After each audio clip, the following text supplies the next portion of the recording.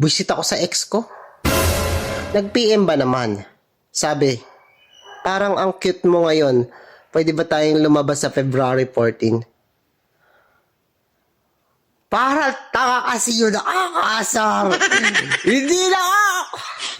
Please. Ayoko ng ganun, ex na ayun. Parang tanga. Tapos sabi niya pa,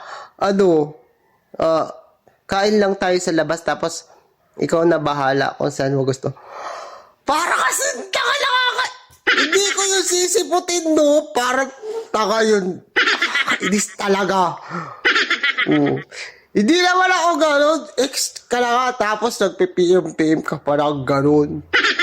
Tapos tinanong ko kung anong oras.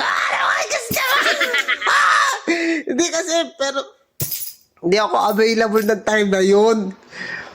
Sabi ko, hindi ako available ng 3 o'clock, mga 7. Gano'n. Hindi, ayoko pala. Ayoko. Kasi ayoko talaga. Kakainis siya, ayoko nagpipim siya ng gano'n. Hindi ko na nga siya re-replyan. Bukas na lang. Ayoko na.